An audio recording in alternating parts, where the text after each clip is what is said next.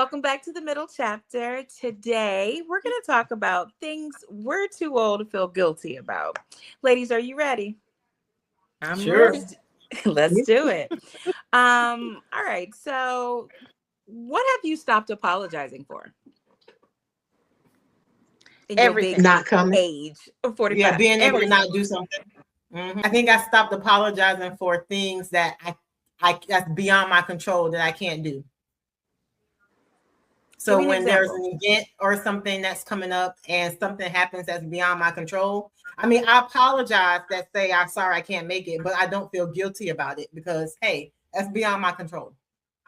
Now, like I said in the previous episode, that I like to do what I say I'm going to do. So it has to be something that's pretty catastrophic. Not catastrophic, but really something that's like really out of my control that will keep me from being able to do something that I say I'm going to do. So, and then if something happens and I can't do it, then I don't feel bad about it. I can't make myself like, I can't dwell on it. I feel bad that I promised to do something, but I don't feel bad because, hey, it was out of my control. Right. What I'm trying to say is I don't feel guilty. I feel bad, but I don't feel guilty. There's a difference. Yeah. Okay. I stop apologizing for everything. I'm not apologizing. I at this big old age, I think everybody, even with what Farrah was saying, everybody knows that life's quite often, and things and situations change. And I feel like the people that you're connected to understand you, and they go through those changes with you. So they know, if as a person who always shows up for everybody, if there's a time that I cannot show up, then you kind of know there's a reason that I could not show up. I'm not going to go through a million channels of explaining and apologizing. If I don't want to do something, it's a no. And I'm not. Yeah, that's a no off the Sorry, bat. I can't make that. Yeah, I'm not sorry, I can't. No, it's just a no. And I'm okay with that being a no. You want to go? No, I don't. Not sorry, I'm not going to make that. But like I said, if you within your circle, the people that are close to you, there are certain things that people know I'm not going to do at this age in my life. They don't even ask. They just know. Well, Amy, we knew that you were going to say no. Okay, thank you. I appreciate that. And then I don't have to apologize or be put in a position because life gets to life. And so now no, I don't apologize for that either. So yeah, no. I was getting ready to say, like, I don't know. I feel that at this age, if you are very transparent and very upfront and forthcoming, right? If you getting your feelings about something that you misinterpreted or misunderstood, I don't feel like I need to rehash and apologize for how you interpreted something. I feel like you should know my intentions. And if you don't, I may give you one. Okay, well, I'm sorry you feel that way. I'm sorry you interpreted it that way. It's not what I meant. But that's probably about it. After that, yeah. Is that apology genuine? Because I know sometimes when people say, I'm sorry you feel, or I'm sorry, I think sometimes, a lot of times that those are genuine apologies. But I think when someone says, I'm sorry you feel this, you feel like I did something, sometimes it's not a genuine apology, but sometimes they are genuine apologies. So how can you tell when an apology is genuine or not? I think you have to know the person that's giving the apology, right? And the circumstance and how you say it. Like, not that I'm sorry if you misinterpreted something. I can give you my intent, right? This is what I intended. This is what happened. This is what I said. This is what I intended to say, which doesn't happen often because, like I said, I'm pretty forthcoming. However, I'll give you the opportunity to tell me, and I am genuinely sorry if you took it a different way. I apologize for the way that you may have taken it, but this is what I meant by it. and that's, it's genuine, but I'm not going to change what I meant because you said that this is how this made you feel. I think that there's a difference. And I think as adults, we have to be able to understand, because there's stuff that people funnel to us, that I'm like, well, but I'm going to ask you, well, what do you mean by that? Like if if I don't understand what you're saying, or if I'm taking this, I'm going to ask you, this is what I think I hear you saying. Tell me if this is what you're actually saying. A lot of people don't do that. No. We know that. A lot of people don't do that. They'll hold it in, and be all mad at you and all that stuff. I'm like, talk, use your words. So you touched on a little bit. You touched on a little bit of what I feel like I'm not, I don't feel guilty about anymore, is if you don't accept my apology. Ooh. So I don't apologize a lot because sometimes I just feel like I'm just not wrong. However, when I feel like I am wrong, or when I feel like I hurt your feelings, I will apologize. Right. You can choose to accept it or not. If you feel like it's not sincere, or I'm not being humble enough, that's on you. Because the fact that I apologize is sincere enough for me. You know what I mean? Because I don't apologize a lot because I feel like I'm always right. Oh, and she does. Okay. So if I'm apologizing to you, that means I am sincerely apologetic for making you feel the way that I've made you feel. Yeah. So that whether you choose to accept it or not.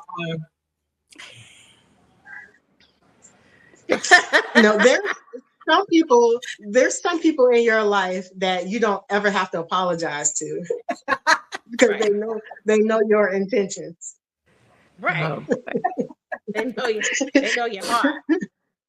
Nah, I do apologize to Farrah sometimes, especially when sometimes I can feel like she's getting like really, really overwhelmed with something, or she just feels like she's in it by herself because she feels like I'm not stepping up. Then I do apologize. But life gets to life, and you are busy, but so am I over here, and I think this week she got a little bit of taste of what I have been feeling,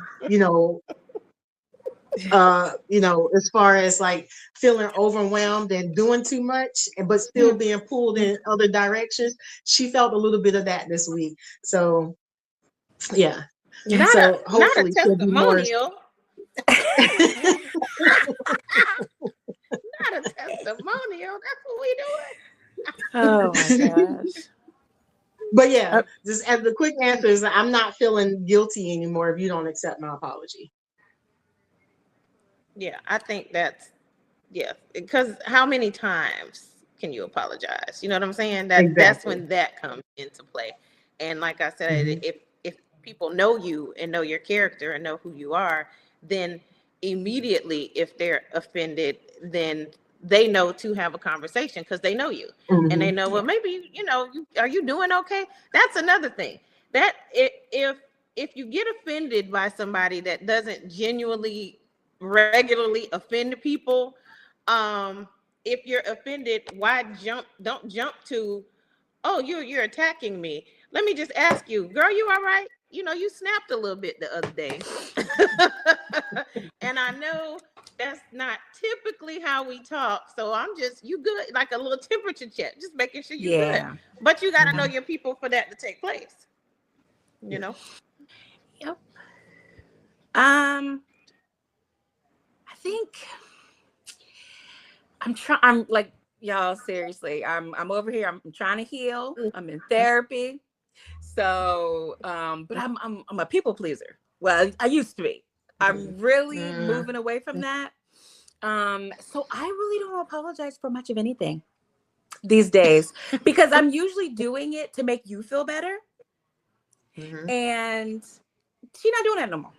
So, and it feels good. It feels so good not to always be on pins and needles because I don't really care.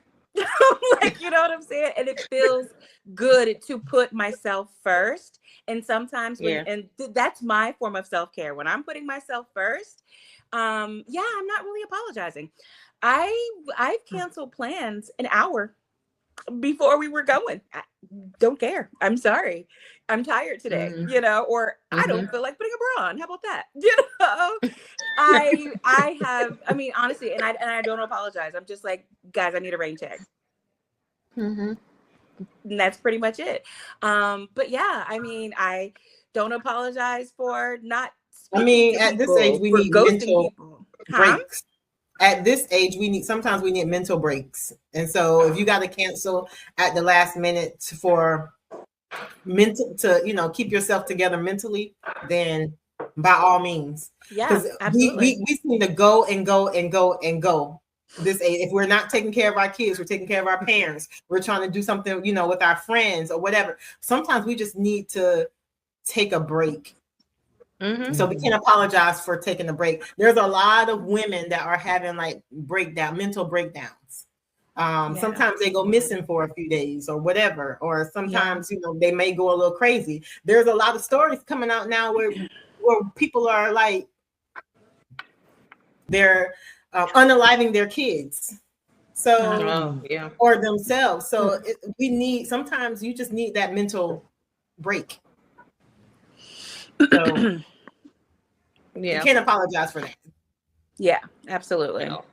I mean, the other thing too that I've learned is that when you go through, some of the life changes that I've gone through, your nervous system is just different too. You know what I'm saying? Like, I don't even, from day to day, like, I don't even know what's going on sometimes.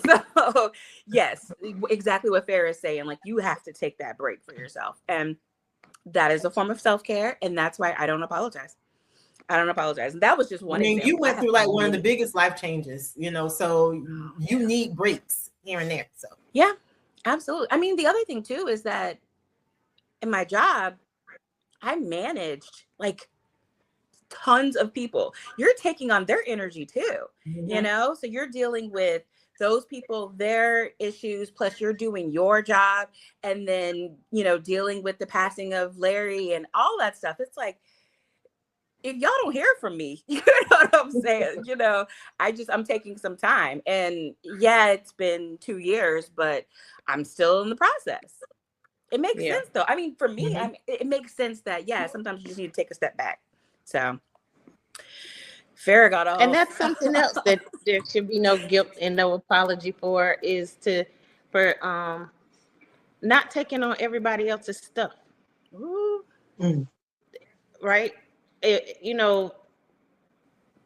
comes a time where you can get overwhelmed with your own stuff that you just don't have the capacity for somebody else's stuff. I get phone calls every now and then where I don't know, people feel better sometimes after talking to me because I don't really say too much. I just let them just dump.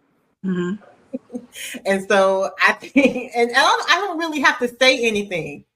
Let me tell you, I have been in the room with Farrah where she has been on the phone, and she was on like a 45-minute phone call, and for 36 minutes she said nothing because that other person was talking the whole time, like nonstop.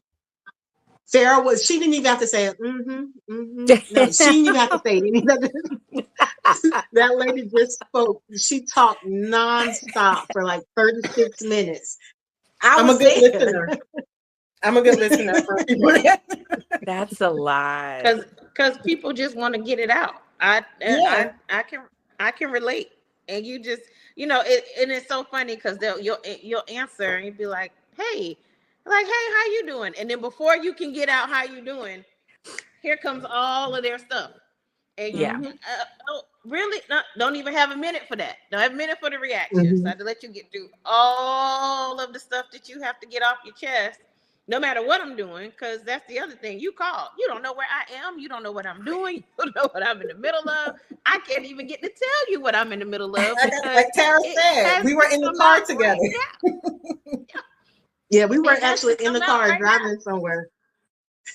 Yeah, you better ask because you might be on my Bluetooth. Now the whole car finna hear every single thing that you got to say. So people need to at least take a pause and say, "Hey, what you doing?" Then let me tell you in the Are you morning to see alone? if you're ready for everything else that comes. That's gonna come out.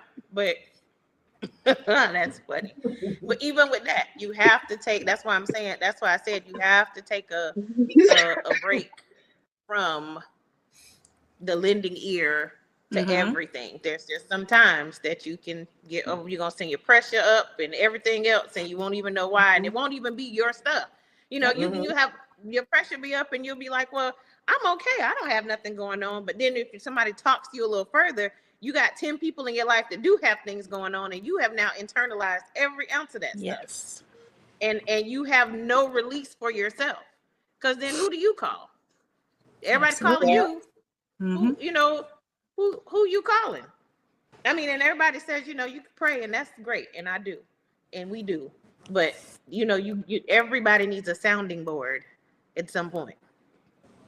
And while I'm getting it, I'm gonna put you on pause. Oh, you still with the little crazy dude, girl? Okay, let me call you back. Oh, you still got that problem at work? Oh, because you ain't realized that you got a nasty attitude. Okay, I'll talk to you about that a little later. Oh, your neighbor gets on your nerves. Well, you probably get on theirs. So, but I'll talk to you about that a little later. It's especially when it's repetitive, when it's the same stuff. Like, oh my gosh. Oh my gosh. Well, here we go again. You have no idea why. Yeah.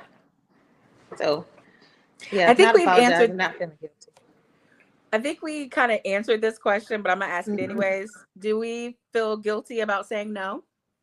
Do you feel guilty? No. No. No. And sometimes To anybody. The only thing I ever feel guilty about is if I originally said yes, and then we get close to it, and then I have to say no. Okay. Like I said earlier on in this conversation, I feel bad, but I don't feel guilty. There's a difference.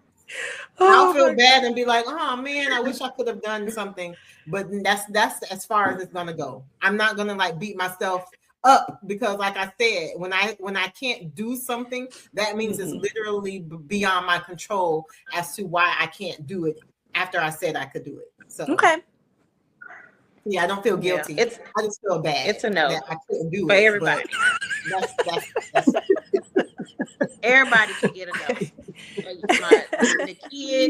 The kids, the husband, the mama, the brother, the sister, everybody can get a no. Everybody can get a no. I don't know. And that's probably the only time that I ever had any kind of guilt is if I promised the kids something and then couldn't do it. Then that might have been but that was so many years ago. It's vague. It's a vague memory because to fix that problem, I stopped making promises. I'm not telling you nothing. You know how many times they don't woke up and we appeared at Disney or appeared at somebody's resort or theme park? I don't tell them nothing to this day. I don't tell them nothing because anything can happen, and then I can't make it happen, and now you're disappointed and you're upset. And I'm not getting ready to get you in the grown people business as to why it can't happen. So I'm just not going to tell you. And then I ain't got to worry about it. And then I don't have there's no mom guilt. What guilt? No. And now that especially now that they older, Mom, can I know before it even come out? The minute they text my phone, they literally text my phone this morning. Mom, nope. That's all. That was my response. Nope. I don't know what it is, but it's a no. Oh my gosh. Anybody can get a no. Because if I say that I commit a day to not doing no extra, I'm not doing no extra. And you sound like you want some extra. So no, I'm so sorry.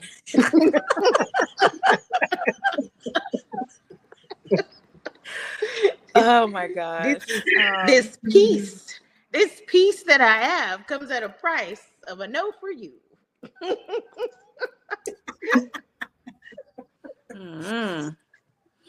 They'd be all right. These kids do a lot. Kids, they're very resilient. We tell Dawson no all the time.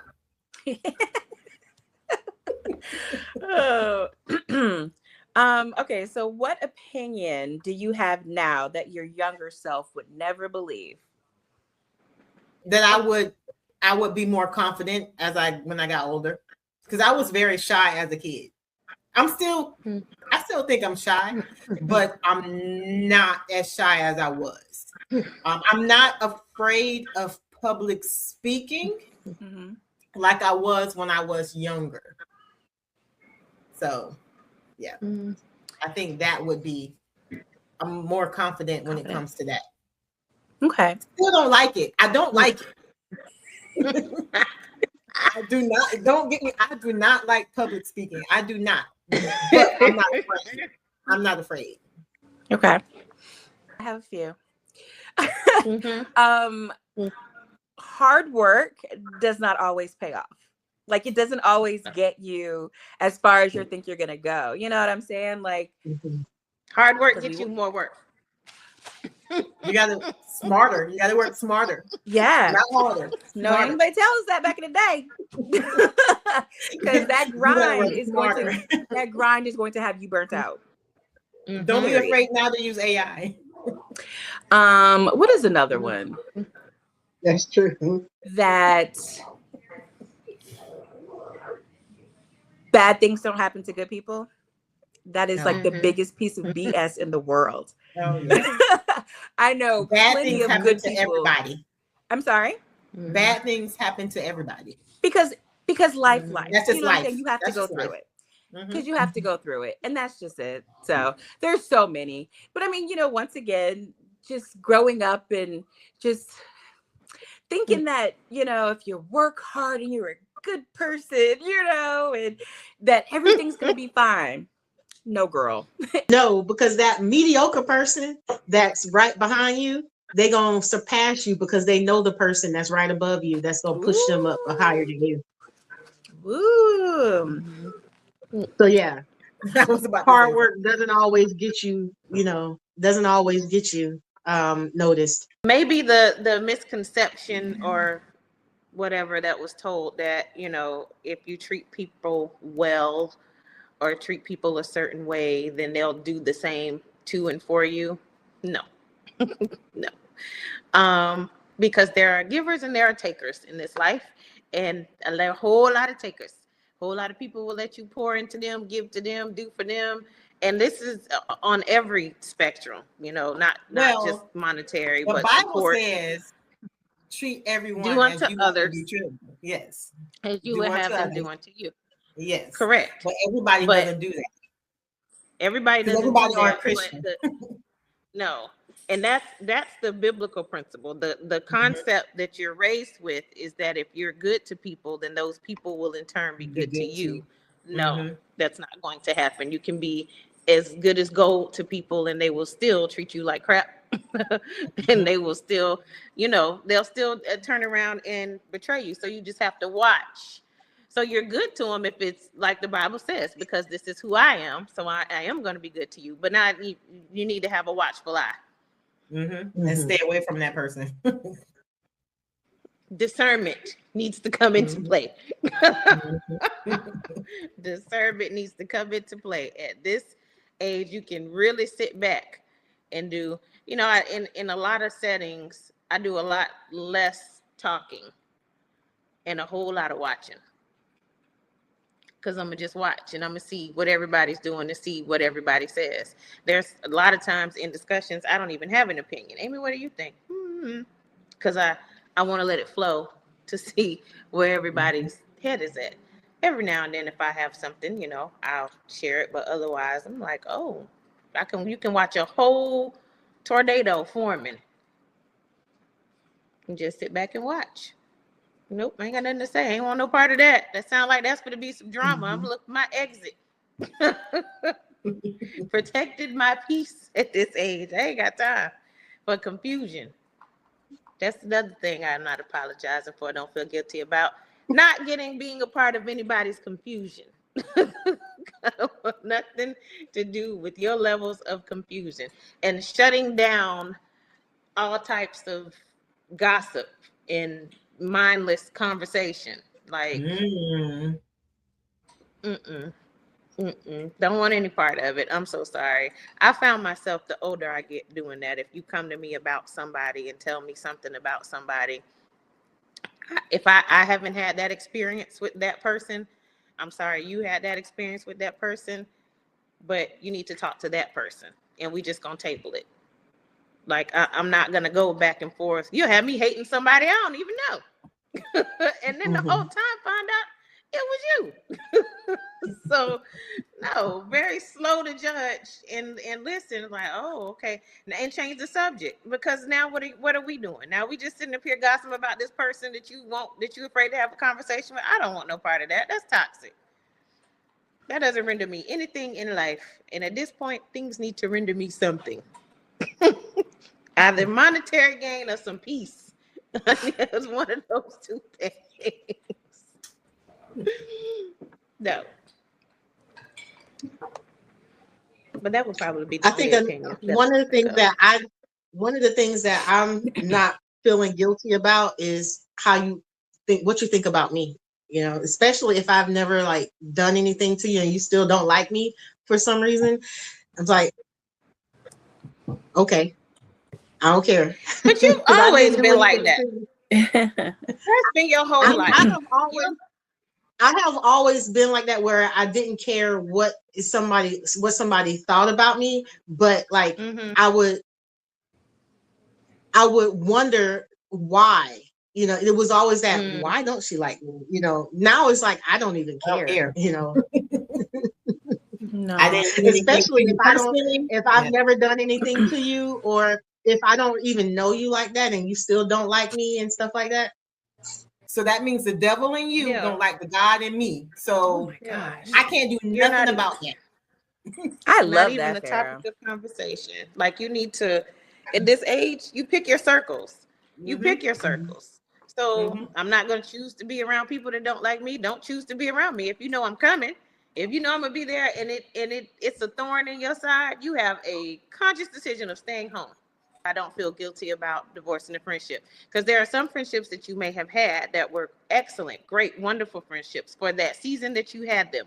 And then when they went south, you can mourn that relationship that you had. However, no going backwards, and I'm not going to tarry over it, because it is what it is.